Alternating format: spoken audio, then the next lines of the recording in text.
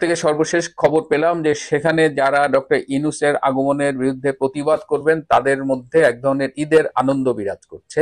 তারা ব্যাপক প্রস্তুতি নিয়েছেন এবং নিউ ইয়র্কের ডিপার্টমেন্ট স্টোরে ডিমের ডিম পাওয়া যাচ্ছে না, ডিমের ঘাটতি দেখা দিয়েছে এবং ডিমের দাম যতদূর জানি যে বেশ বেড়ে গেছে। সুতরাং যারা যারা ডক্টর ইউনূসের জন্য ডিম কিনতে চান আগেই কিনে রাখেন, পরে ডিম না পেলে কিন্তু আমাকে দোষ দেবে না। যাই হোক, 700 কোটি টাকার বাজেট প্রসঙ্গে ফিরে আসি। কারা যাচ্ছে ডক্টর ইউনূসের সাথে সফর সঙ্গী হিসেবে, সেই তালিকাটাও এখনো চূড়ান্ত করা হয়নি। জুলাই যোদ্ধা, মাদ্রাসার পক্ষ থেকে যারা জুলাই অগস্টের সন্ত্রাসী কার্যক্রমে অংশগ্রহণ করেছিল এবং কিছু ক্যাডার যাদের মধ্যে স্নাইপার রাইফেলের শুটারও রয়েছে, এদের মধ্য দিয়ে অনেককেই এবার ডক্টর ইউনূস সফর সঙ্গী হিসেবে নিয়ে যাচ্ছেন। ডক্টর ইউনূসের ধারণা এই ক্যাডার বাহিনী গেলে তারা নিউ ইয়র্কে ইউনূসকে রক্ষা করবে কিংবা ইউনূসের পক্ষে প্রয়োজনে তারা লড়াই করবে। এখন কারা এই সফর তালিকায় আছে এটা আমরা এখনো তালিকাটা পাইনি। অনেকেই আবার ডক্টর ইউনূসের এই আমন্ত্রণ প্রত্যাখ্যান করেছেন। এই বৈষম্য বিরোধী ছাত্র আন্দোলনে যারা ছিল তাদের মধ্যে অনেকেই এবার ডক্টর ইউনূসের টিমের মেম্বার হওয়া হিসেবে নিউ ইয়র্কে যাওয়ার সুযোগ থাকা সত্ত্বেও তারা না করে দিয়েছেন। কেউ কেউ এখনো দ্বিধায় ভুগছেন। তাদের বলা হয়েছে তারা যেন পারলে 25 তারিখের মধ্যে নিউ ইয়র্ক গিয়ে পৌঁছে। ইনকলাব মঞ্চের হাদি, আপনারা তাকে চেনেন, বেশ উল্টাপাল্টা কথা বলে এবং তার ব্যাপক দাপট, তার সম্পর্কে আগেও আমি বলেছি। হাদি হলো সেই একজনের, তাদের মধ্যে একজন যারা এখনো দ্বিধায় ভুগছে, যেতে পারি কিন্তু কেন যাব। এই যে জুলাই যোদ্ধা ক্যাডার, এদের নেওয়ার দায়িত্ব পড়েছে ছাতি আক্তারের উপরে এবং এর জন্য ছাতি আক্তারকে বাজেট দেওয়া হয়েছে 31 কোটি টাকা। ছাতি আক্তার চিনতে পারছেন না? এনসিপির সদস্য সচিব আক্তার হোসেন। লেটলি জানলাম যে তাকে আক্তার হোসেনের চাইতে মানুষ ছাতি আক্তার হিসেবে চেনে। ছাতি মানে আমব্রেলা। তো ছাতি আক্তার এসব সন্ত্রাসী মাদ্রাসার থেকে নেওয়া বা বিভিন্ন জঙ্গি টঙ্গি নিয়ে এই সফর সঙ্গীর একটা অংশ নিয়ন্ত্রণ করছে এবং আমি আশা করব আমেরিকান কর্তৃপক্ষ এবং জাতিসংঘ ডক্টর ইউনূসের সফর সঙ্গীর তালিকায় কারা আছে তাদের ব্যাপারে বিশেষ নজর রাখবেন। এবার আসি যে 700 কোটি টাকার মূল অংশটা কোথায় খরচ হবে। আপনারা নিশ্চয়ই খেয়াল করেছেন, বাংলাদেশের স্বরাষ্ট্র সচিব নাসিমুল গনি, যিনি হিজবুত তাহরির অন্যতম উপদেষ্টা এবং বাংলাদেশের প্রতিষ্ঠাতা, সেই তিনি স্বরাষ্ট্র সচিব হিসেবে পাকিস্তানে 9 দিনের সফরে রয়েছেন। একজন স্বরাষ্ট্র সচিবের পাকিস্তানে 9 দিন কি কাজ? কেঁচো খুঁড়তে গিয়েই আমরা সাপের সন্ধান পেয়েছি। আমরা জেনেছি যে পাকিস্তানের পররাষ্ট্রমন্ত্রী ইশাক দার, তার একজন আত্মীয় যিনি ব্যবসা সূত্রে মার্কিন প্রেসিডেন্ট ডোনাল্ড ট্রাম্পের পরিবারের একজন প্রভাবশালী সদস্যের সাথে যুক্ত রয়েছেন। অর্থাৎ তাদের একটা সম্পর্ক রয়েছে, সেই সম্পর্কটি হলো ব্যবসায়িক সম্পর্ক। কেন এই ব্যবসায়িক সম্পর্কটার কথা আপনাদের বলছি?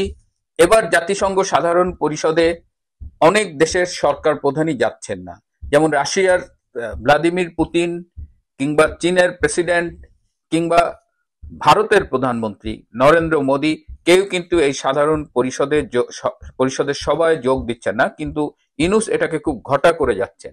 যেহেতু অনেক স্টার প্লেয়াররাই যোগ দিচ্ছেন না, স্বভাবতই এই সাধারণ পরিষদের জৌলুস ইতিমধ্যেই হারিয়ে ফেলেছে।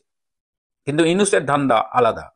ইউনূস এই ইশাকদারের আত্মীয়র মাধ্যমে ট্রাম্পের ফ্যামিলি মেম্বারকে নিয়ে তার একটাই ধান্দা যে তিনি ট্রাম্পের সাথে একটা সাইড বৈঠক করতে চান, মূলত ট্রাম্পের সাথে একটা সেলফি তুলতে চান এবং সেটি তিনি দেশবাসীকে দেখাবেন যে ট্রাম্পের আশীর্বাদ তার মাথায় রয়েছে।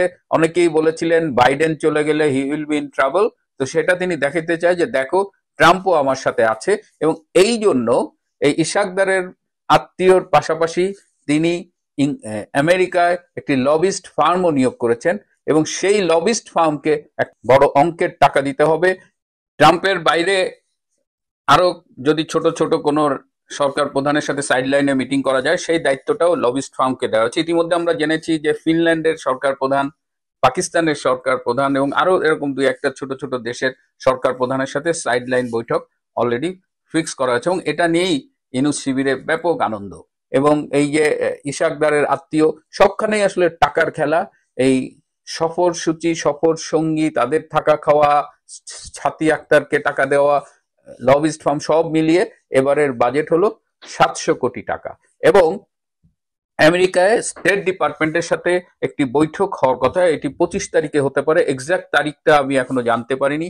সেই বৈঠকে ডক্টর ইউনূস কিংবা তার প্রতিনিধি, এই বিএনপির মির্জা ফখরুল, জামাতের ডক্টর তাহের এবং এই ছাতি এনসিপির যে আক্তার হোসেন, এদের নিয়ে তিনি ওই মিটিংটায় যাবেন এবং তিনি সেখানে একটা ধারণা দেবেন যে এই দেখো, আমার সাথে পেচিস্ট লীগ সরকার বাদে সবাই আছে। তিনি বিএনপির, অনেকে অলরেডি হাসাহাসি করছেন যে তিনি বিএনপির মির্জা ফখরুল তার বডিগার্ড হিসেবে যাচ্ছেন। যাই হলো, মূল উদ্দেশ্য হলো আমেরিকান কর্তৃপক্ষকে দেখানো যে তার সাথে বাংলাদেশের একটা বড় অংশ আছে। কারণ আমেরিকা কিন্তু ইউনূসকে সমর্থনের ব্যাপারে ইতিমধ্যেই দুই ভাগে বিভক্ত। একদল মনে করছে যে ইউনূসের মতো একটা মেরুদণ্ডহীন দালাল চাকর তাদের দরকার, তাকে দিয়ে যা ইচ্ছা তাই করা যায়। আরেক দল মনে করছে যে ইউনূসের কারণে আমেরিকা পর্যন্ত বিতর্কিত হচ্ছে, সুতরাং তারা ইউনূসকে সরিয়ে দিয়ে নতুন কাউকে আনতে চাচ্ছে যে আমেরিকান ইন্টারেস্টও সার্ভ করবে, আবার তার জন্য আমেরিকার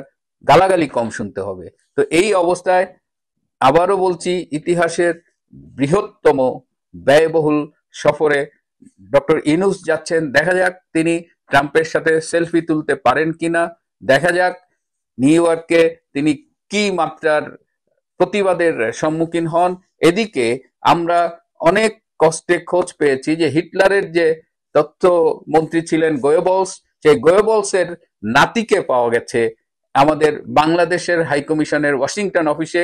এই গোয়েবলসের নাতি সম্প্রতি একটি মিথ্যে কথা বলেছেন যে এর আগে মাহফুজের উপরে পচা ডিম ছোড়া এবং বিক্ষোভ দেখানোর কারণে নাকি নিউ ইয়র্কে কয়েকজন বাঙালি গ্রেপ্তার হয়েছেন, যেটি সম্পূর্ণ মিথ্যে কথা, ভুয়ো।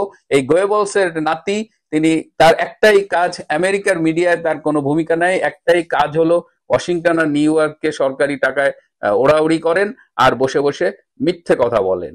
তো সেই গোয়েবলসের নাতির এই অপপ্রচারটি আপনাদের জানিয়ে দিলাম।